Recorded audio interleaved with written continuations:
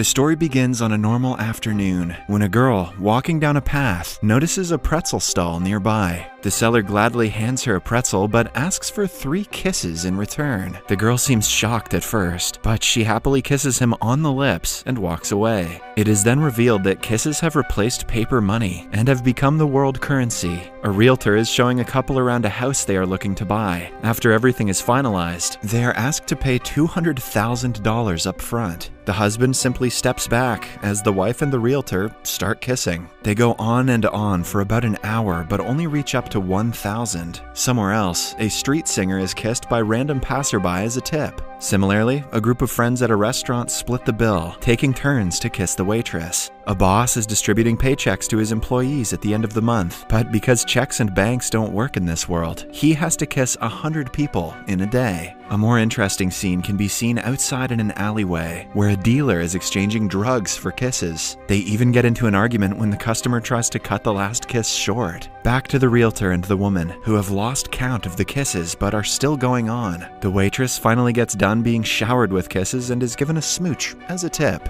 Back to the pretzel girl, who liked the last one so much that she returns to get another. But this time, their kiss is stolen by a thief who runs away with it. Thankfully, a cop gets the man before he escapes and makes out with him to get the stolen kisses back. And that's the end of that one. The second story is about a man named Hatsuno, who wakes up with an X on his forehead. Initially, he thinks it is a prank and tries to remove it with water, but the mark doesn't go away. He asks his wife to remove it, but to his surprise, she doesn't see the mark. He hides his forehead with a handkerchief and makes his way to work. At one point, his assistant inquires if he has a headache and is told about the mark. But like Hatsuno's wife, she doesn't see anything. This makes him register that only he can see the mark, which means he doesn't need to worry about people judging him. Still, he remains worried about the sudden abnormal appearance. Hatsuno's wife notices he is stressed about something and asks him to visit the doctor. Hatsuno takes the advice, but even the doctor doesn't see anything wrong with him. He assumes the man is stressed and prescribes a bunch of medicine. On his way back, Hatsuno is still worried, but then he comes across another guy with an identical mark on his forehead. They jump in excitement, having finally discovered that they are not alone.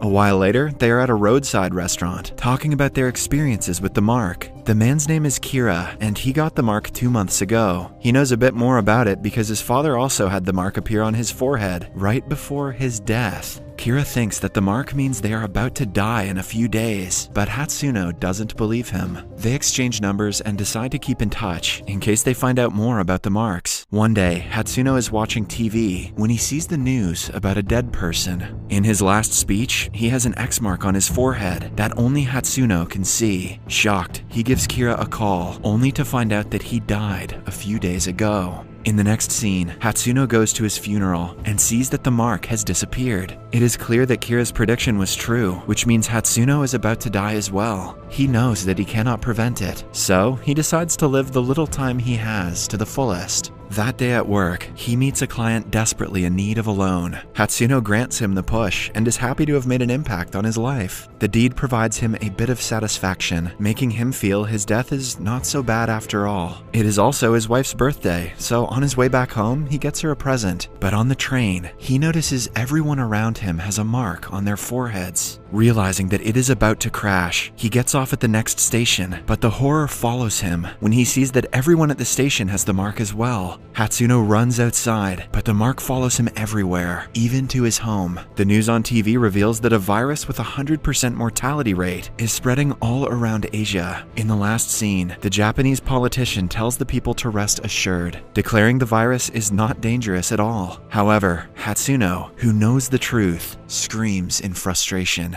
The third story sets around a world where the concept of lying hasn't been discovered. People always tell the truth no matter what it results in. The episode begins at a wedding, where a pretty woman is marrying a conventionally unattractive man. Their best friend delivers a speech for the newlyweds, and reveals that the woman is only marrying the man for money. Moreover, she has already been in a relationship with their other friend, Shotaro, who is also at the wedding. An enraged groom attacks Shotaro, causing a big mess. These kinds of conflicts are common in a world with with no lies? All advertisements, thieves, and even politicians always tell the truth. A day after the wedding, Shotaro is laid off from his work. He argues with his boss that their product sucks, but it doesn't get him the job back. After the eventful day, he goes out with his girlfriend, but she too breaks up with him. It turns out that her senior at work is approaching her and she wants to give him a chance because of his status. Tired of his bad luck, Shotaro makes his way back home. Suddenly, he sees a purse on the ground and picks it up, but is caught by a policeman while doing so. He tries explaining that he was about to hand over the purse to its owner, but the policeman doesn't listen. He assumes Shotaro is a burglar and points a gun at him.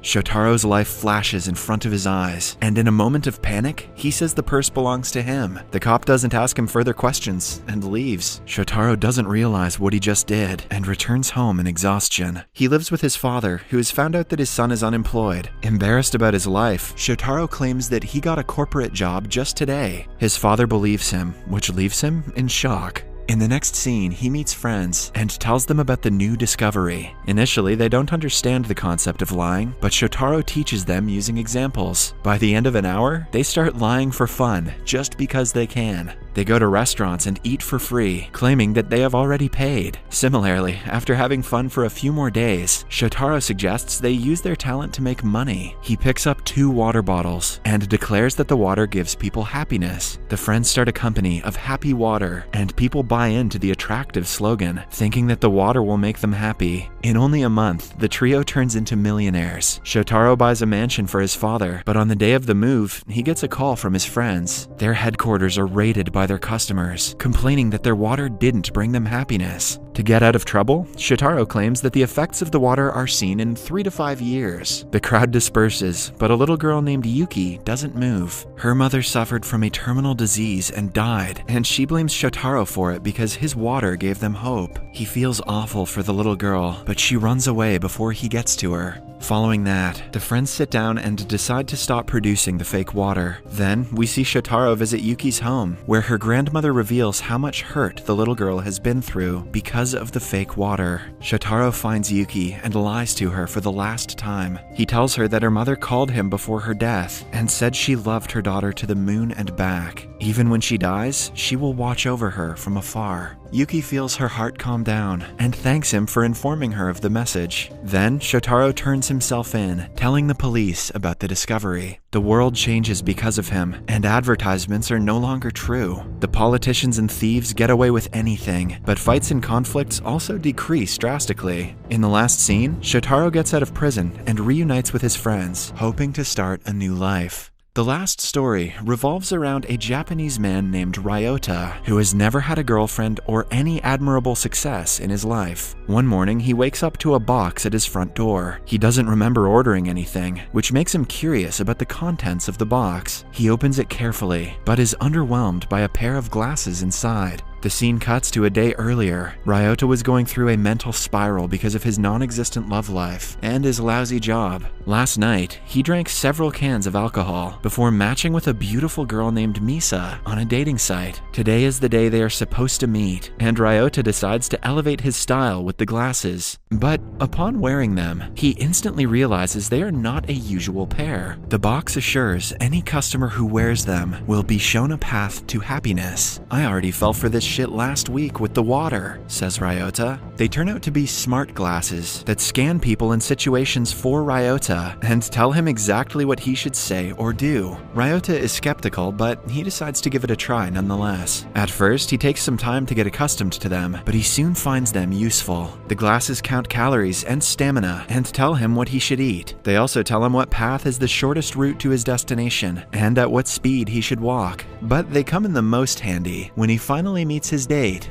Misa. As the couple greets each other, the glasses scan Misa's social media and find out about her interest in art and museums. At the glasses' advice, Ryota suggests they go to a museum for a date. Misa is happy to have found a man with the same interest as her. She excitedly asks him what he thinks about the art she likes. Ryota freezes because he doesn't even understand the terminology and quickly asks the glasses for help. Then, he is shown a book and asked to read a few lines from it. By the end of the trip, Misa is thoroughly impressed with the knowledge Ryota possesses. They go to a restaurant for dinner, where Ryota follows proper dining manners thanks to his new mentor. Then, suddenly, a man falls unconscious and stops breathing because of a respiratory problem. Everyone panics, but no one knows how to assist him. This is when Ryota comes to help and performs CPR with the help of the glasses. A few minutes later, the man is saved, and Misa is moved by Ryota's kindness and courage. On their way back home, she asks him out on a second date. Starting that day, Ryota never takes the glasses off for a second of his life. He becomes completely dependent on them, from buying clothes to choosing what he wants to eat that day. He also does significantly better at work, as the glasses tell him just the thing he must say to impress the boss. Ultimately, Ryota is promoted to the manager of his branch. After only a month of owning the glasses, Ryota's life has turned upside down. One afternoon, he brings Misa to his house, looking to propose to her. The glasses even provide him with the script that will impress her enough for her to say yes. But just when he starts reading it, the glasses run out of power, and he has to make up an excuse to put them on charge. He goes out to buy a cake for both of them, but in his absence, Misa finds out about the device and reads the entire proposal script. Ryota returns a while later and tries to continue the date, but Misa stops him from embarrassing himself further, disclosing that she knows about the glasses. Ryota explains that he is just bad at relationships, which is why he took the help, but Misa doesn't want to listen to any explanations. She feels awful for falling for his charade and claims that she wants to be in love with him,